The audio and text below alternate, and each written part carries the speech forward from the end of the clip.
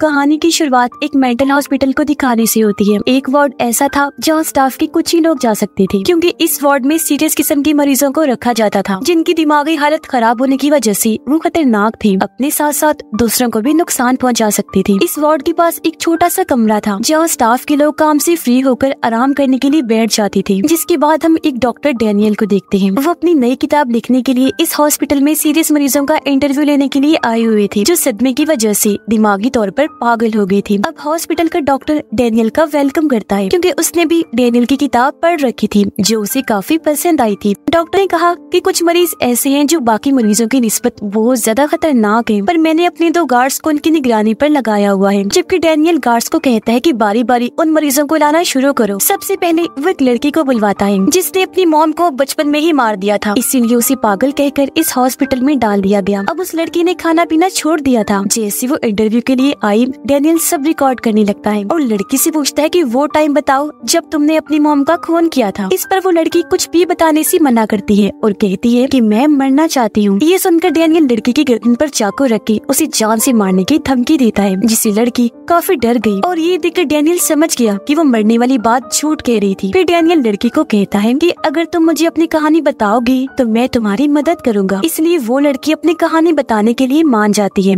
कहती है कि सारे लोग मुझे पागल कहते हैं, लेकिन मैं पागल नहीं हूँ और अपनी मॉम से बहुत प्यार किया करती थी, पर मेरी मॉम को एक डीमन शैतान नजर आने लगा था, जिस वजह से वो काफी घबराई रहती थी। आगे वो बताती है कि जब मैं 10 साल की थी तो डर की वजह से अपनी मॉम के कमरे में चली गई, जहाँ मॉम ने देखा कि मेरे कपड़ों पर खून लगा हुआ है। उन्हें लगने लगा जैसे घर में कोई घुस आया है। मॉम को मेरी छोटी बहन की फिक्र होने लगी, इसीलिए वो चाकू उठाकर उसके कमरे की तरफ जाने लगती है। उन्होंने देखा कि सामान इधर उधर बिखरा पड़ा है और दीवार पर भी खरोंचों के निशान हैं। पर जब वो मेरी बहन के कमरे में गई तो वो बिल्कुल सही सलामत बेड पर सोई हुई थी, लेकिन तभी अचानक उनके सामने एक खतरनाक डीमन आ जाता है जो मेरी बहन के पास चला गया। मेरी बहन को बचाने के लिए मॉम ने डीमन पर चाकू से वार कर दिया, जिससे डीमन तड़पने लगा। पर ये सच नहीं था, क्योंकि मॉम को हेलुसिनेशंस हो रही थी। इन्हें जो चीज हुई भी नहीं वो उन्हें दिखने लगती है, क्योंकि जब मैं वहाँ पहुँची तो वहाँ कोई डीमन नहीं था। अब जब मेरी मॉम ने मुझे वहाँ देखा तो डीमन से बचाने के लिए वो चाकू लेकर मेरे पीछे भागने लगी। अब मुझे लगा कि वो जैसे पागल हो गई हैं, मुझे मारने के लिए ही आ रही हैं, तो मैं उनसे डरकर वॉशरूम में छुप गई। फिर मेरी मॉम ने वॉशरूम में भी डीमन देख लिया, इसलिए वो डीमन पर चाकू मारने के लिए आगे बढ़ी। मुझे लगा कि मॉम मुझे ही मारने आ रही है, इसलिए मैंने अपने बचाव में उन पर ही हमला करके जान ले ली। उसकी बातें सुनकर डैनियल को यकीन नहीं होता। तुम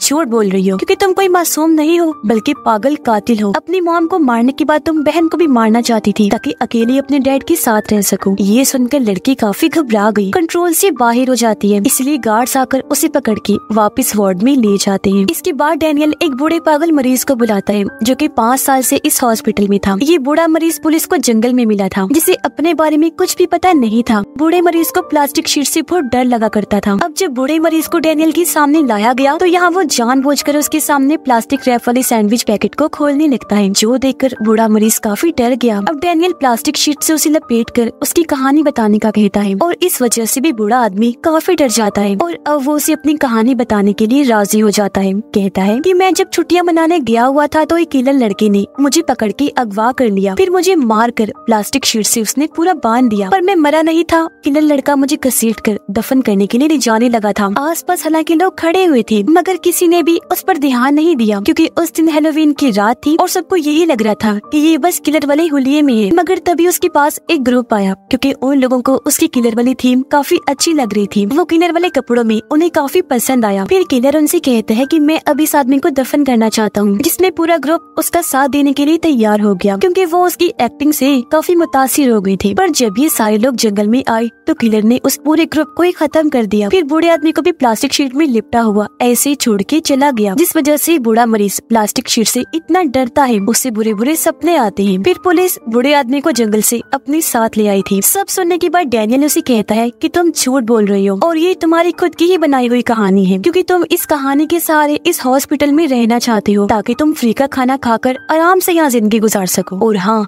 अब तुम्हें ये सजा मिलेगी कि तुम्हें पूरी जिंदगी प्लास्टिक शीट में लपेट कर रखा जाएगा। ये सुनकर बूढ़ा मरीज चिल्लाने लगता है, जो देखकर गार्ड्स वहाँ पर आए और उसे इंजेक्शन लगाकर शांत करते हैं। फिर उसे भी वापस वार्ड में भेज दिया जाता है।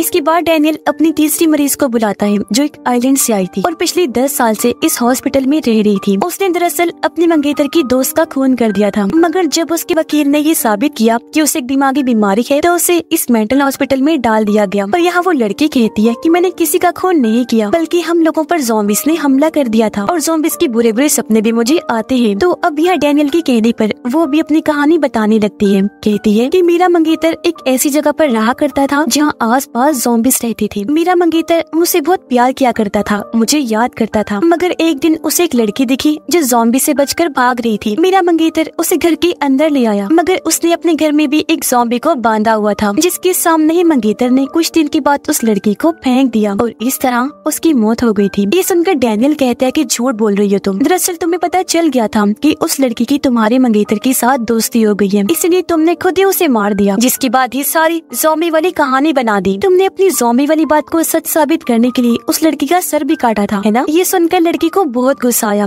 और वो डैनियल पर चिल्लाने लगती है। वो उस पर हमला करने ही वाली थी कि तभी गार्ड्स ने उसे पकड़ लिया। लड़की डैनियल को काफी बुरा भला कहती है, तब गार्ड्स उसे वहाँ से ले जाते हैं।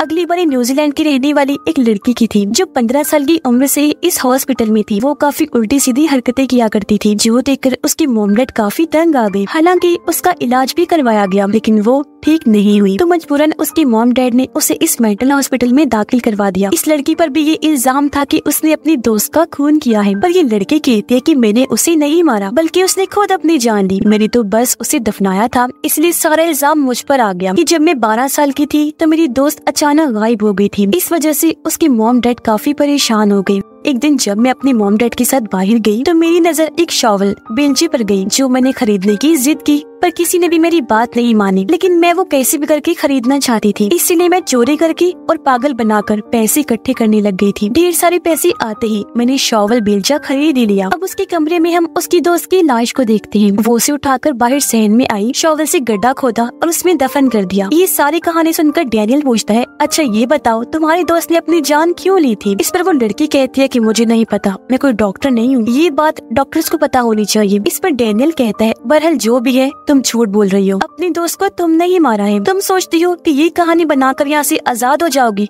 कभी नहीं। और अगली 5वीं मरीज को बुलवाता है, जिस लड़की ने अपनी मॉम और बहन का खून किया था और वो पिछले 7 साल से इस हॉस्पिटल में थी, पर आज तक उसने किसी से भी बात नहीं की थी। उसने बस ये बयान दिया था कि मुझे एक बुरी ताकत ने पोजेस्ट करके अपने कब्जे में कर लिया था, जिस वजह से अपना कंट्रोल खोकर मैंने अपनी माँ और बहन को मार डाला। अब यहाँ गार्ड्स को समझ नहीं आती कि आखिर डैनियल इस लड़की जैसी ना बोलने वाली मरीज का इंटरव्यू क्यों ले रहा है। डैनियल उस लड़की को हिप्नोटाइज करने लगा और उससे असली कहानी पूछने लगता है। हिप्नोटाइज होते ही असली कहानी बताने लगती है। कहती है कि बचपन में जब हमारे डॉग की मौत हुई तो मेरी बड़ी बहन को लग रहा था कि वो डॉग मेरी वजह से मरा है। इस पर लड़की कहती है कि मैंने अपनी बड़ी बहन को बाजू पर बने हुए निशान दिखाकर बताया कि मुझे एक बुरी आत्मा अक्सर नजर आती है जो मुझे काफी परेशान करती है। ये सुनकर उसकी बड़ी बहन इंटरनेट पर भूत आत्माओं रिचुअल जादू के बारे में सर्च करती है, जहाँ उसे पता चला कि ये चीजें होती हैं, जिसका मतलब था कि वो बच्ची सही कह रही थी। उसकी बहन को भी यकीन हो गया था। उसने देखा कि मेरी छोटी बहन यानी वो मरीज लड़की किसी से बात कर रही है, पर जब उसकी बहन वहाँ आई तो उसकी बहन के अलावा वहाँ पर कोई नहीं होता। पर रात में जब उन दोनों की मॉम घर से बाहर गई तो घर का पूरा सामान अचानक अपने आप ही बिखर जाता है। तब एक सोफे के पीछे वो छोटी लड़की जाकर छुप गई। जब उसकी बड़ी बहन वहाँ आई तो बच्ची उसे बताती है कि वो बुरी आत्मा मेरा पीछा कभी नहीं छोड़ेगी। अपनी बहन को इस जंगल से निकालने के लिए उसकी बड़ी बहन इंटरनेट पर कोई मंत्र जादुई अल्फाजों के बारे में सर्च करती है। फिर उस आत्मा को वहाँ से भेजने के लिए रिचुअल करने का फैसला करती है और ये दोनों बहनें दायरा बनाकर उसमें बैठ जाती है। उसकी बड़ी बहन 2 डॉल्स को वहाँ रख के रिचुअल करने लगी, पर तभी अचानक वो ना नजर आने वाली आत्मा बच्ची को दायरे से खींचकर बाहर कर देती है। पर उसकी बड़ी बहन अभी भी नहीं रुकी, वो अपना रिचुअल जारी रखती है, जिसके बाद वो आत्मा निकलकर बाहर आ गई जो बहुत डरावनी थी।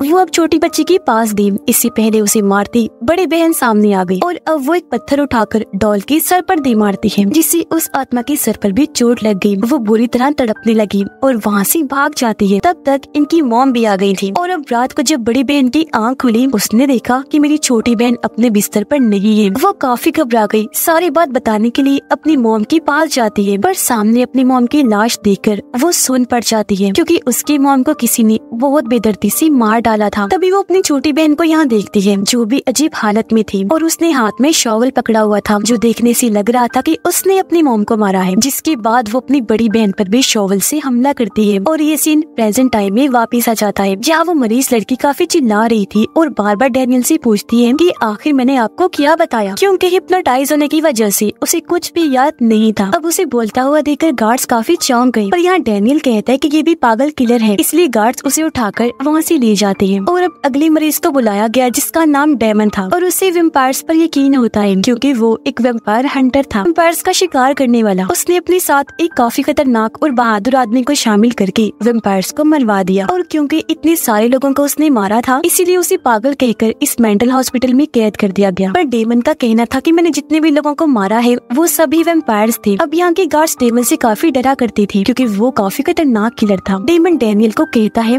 कि मैं अपनी कहानी बता तो दूं, पर आज तक किसी ने भी मेरी बात पर यकीन नहीं किया। मैंने बहुत सारे वेम्पायर्स को मारा भी है और अभी भी एक वेम्पायर ऐसा है जिसे मैं जानता हूँ। जिसके बाद डैनियल उससे उस खास आदमी के बारे में पूछता है जिसे डेमन ने वेम्पायर्स को मरवाने के लिए चुना था। तो अब यहाँ डेमन अपनी कहानी बताने लगता है। कहता है कि मेरे उस साथी को पुलिस ने गिरफ्तार कर लिया था। पुलिस ने उसका नाम पूछा पर उसने कुछ भी बताने से मना कर दिया, पर पुलिस उसका नाम जॉन रख देता है और उससे उन कत्लों की बात करने लगता है जो सब जॉन ने किए थे। जहाँ सबसे पहले उसने एक लड़की को मारा था। वो जब सो रही थी जॉन ने उसका दिल निकाल लिया था। फिर उसने एक आदमी का सर ही काट कर जिस्म से अलग कर दिया। इसके बाद उसने एक कपल को भी बहुत बुरी मौत दी। दोनों को बाथ टब में लिटाकर उन पर तेजाब डालकर बुरी तरह झुलसा दिया और ऐसी उनकी दर्दनाक मौत हो गई। इसी तरह फिर उसने एक आदमी को भी जलाकर मार दिया। यह ऑफिसर उससे पूछता है कि आखिर तुमने ये सारे खून क्यों किए। इस पर जॉन कहता है कि सबसे पहले वाली लड़की का खून मैंने इसलिए किया क्योंकि उसने अपने 4 दोस्तों को मारा था। दूसरे आदमी को इसलिए क्योंकि उसने 7 लोगों की जान ली थी। कपल को इसलिए क्योंकि उन्होंने कई सारे मासूम बच्चों की जान ली थी। मुझे इसलिए पता चला क्योंकि उनके गार्डन में मैंने हड्डियां देखी थी। जॉन बताता है कि मैंने सबके खून वेम्पायर्स को मारने वाले तरीके से ही किए थे। अचानक अब ऑफिसर को भी कुछ होने लगा। अचानक ऑफिसर अपने खतरनाक वेम्पायर वाले रूप में आ जाता है। इससे पहले वो जॉन को मारता। जॉन एक नुकदार लकड़ी उसके सीने में घुसाकर इस वेम्पायर ऑफिसर की जान ले लेता है। अब प्रेजेंट टाइम में डेमन डेनियल को बताता है कि जब जॉन को पुलिस ने पकड़ा तब उसने मेरा भी नाम ले दिया था। यही वजह है कि आज मैं इस हॉस्पिटल में हूँ। और हाँ,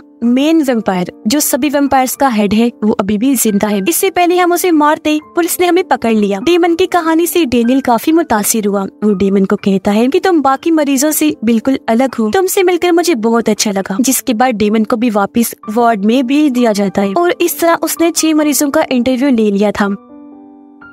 वो घर जाने लगा, लेकिन जब वो जा रहा था तो उसे हॉस्पिटल का सारा सामान बिखरा हुआ मिलता है और जमीन पर दोनों गार्ड्स की लाशें पड़ी हुई थी जो खून में लथपथ थी। किसी ने इन्हें बहुत ही बेरहमी से मार डाला था। इसी बीच वहाँ वो 6 मरीज आ जाते हैं जिनका डैनियल ने इंटरव्यू लिया था। सभी मरीज डैनियल पर हमला कर देते हैं और उसे मरीजों वाले कपड़े पहनाकर बेड पर बांध देते हैं। जिसके बाद डैनियल के पास डेमन आया उसे मारने के लिए, क्योंकि डैनियल भी उसे वेम्पायर ही लग रहा था। अब हालांकि डैनियल उसे काफी समझाता भी है कि वेम्पायर्स असल में नहीं पाए जाते, पर डेमन कोई भी बात सुने बगैर डैनियल पर हमला करके उसे मार देता है। पर अगले ही पल हमने देखा कि डैनियल डर की वजह से फौरन उठ जाता है। हमें पता चला कि अभी तक हमने जो सब देखा वो तो बस उसका सपना था और अब ये सच्चाई हमें पता चलती है कि डैनियल कोई डॉक्टर नहीं बल्कि इसी हॉस्पिटल का एक मरीज है। वो कंट्रोल से बाहर हो रहा था, इसलिए दोनों गार्ड्स आकर उसे इंजेक्शन लगाकर शांत कर देते हैं। अब तभी हॉस्पिटल का डॉक्टर आकर डैनियल से कुछ सवाल करने लगता है और ये सभी सवाल वही थे जो सपने में डैनियल ने उन 6 मरीजों से पूछे थे। हॉस्पिटल का असली डॉक्टर उसे कहता है कि ना तुम कोई डॉक्टर हो ना ही राइटर, बल्कि तुम पिछले 30 साल से इस मेंटल हॉस्पिटल में रहने वाले एक मरीज हो। यहाँ पता चला कि डैनियल को अपने मॉम, डैड, कजन और आंटी के खून के जुर्म में पकड़ा था। अब उसका वकील नहीं चाहता था कि वो जेल में जाए, इसलिए उसने डैनियल को इस मेंटल हॉस्पिटल में डलवा दिया और यही मरीज नंबर 7 है, पेशेंट 7। और अब बारी थी डैनियल की, पेशेंट नंबर 7 की 7वीं कहानी। अब यहाँ डैनियल को सबसे अलग रखा हुआ था क्योंकि वो गुस्से में किसी को भी नुकसान पहुंचा दिया करता था। डॉक्टर उससे कहता है कि अगर तुम मेन वार्ड में बाकियों के साथ रहना चाहते हो तो तुम्हें सब कुछ सच बताना होगा। और अब इसी के साथ हम डैनियल की कहानी देखते हैं। जब वो अपनी मॉम के साथ था, इन्हें कुछ दूरी पर एक गाड़ी दिखी। ये जब पास गई तो वहाँ कपल की लाशें पड़ी हुई थी। चेक करने पर इन्हें गाड़ी से खाने पीने का सामान मिला। डैनियल की मॉम को लाशों के पास से एक गन मिली जिसे ये लोग अपने पास रख लेते हैं। डैनियल की मॉम उसे शोर करने से मना करती है क्योंकि ये लोग ज़ॉम्बीज की वजह से यहाँ फंसे हुए थे और अगर शोर हुआ तो ज़ॉम्बीज यहाँ आ सकते हैं। इसी बीच एक ज़ॉम्बी यहाँ आकर डैनियल की मॉम पर हमला कर देता है। ज़ॉम्बी से बचने के लिए मॉम मॉम गन लेकर उसे शूट कर देती है, पर मॉम को भी ज़ॉम्बी ने काट लिया था, जिससे वो भी अब ज़ॉम्बी बन जाएंगी। इसलिए वो डैनियल को गन देते हुए कहती है कि मुझे मार डालो। तब ना चाहते हुए भी वो अपनी मॉम को शूट करके मार देता है। हॉस्पिटल में बार बार डैनियल यही कह रहा था कि मैं अपनी मॉम को मारना नहीं चाहता था, वो मैंने जानबूझ के नहीं किया, ये बताते हुए वो रो भी रहा था। कहानी सुनकर डॉक्टर डैनियल को कहता है कि तुम हमेशा की तरह इस बार भी अपनी झूठी कहानी सुना रहे हो। डॉक्टर उसे कहता है कि तुम यहाँ पर इसलिए आए हो ताकि मौत की सजा से बच जाओ। जो कहकर डॉक्टर यहाँ से जाने लगा, पर डैनियल जिसकी हालत खराब हो गई थी उसे तेज गुस्सा आने लगता है, तो वो पीछे से पकड़कर डॉक्टर का गला दबाने लगता है, जिससे डॉक्टर की वहीं पर मौत हो जाती है। डैनियल डॉक्टर के पास से चाबियां लेकर खुद को आजाद कर लेता है और बाहर आकर डॉक्टर का चश्मा खुद पहन लेता है। फिर वो खुद को डॉक्टर समझकर मरीजों को चेक करने के लिए निकल जाता है। और इसी भयानक एंडिंग के साथ ही इस फिल्म की कहानी भी यहीं पर खत्म हो जाती है।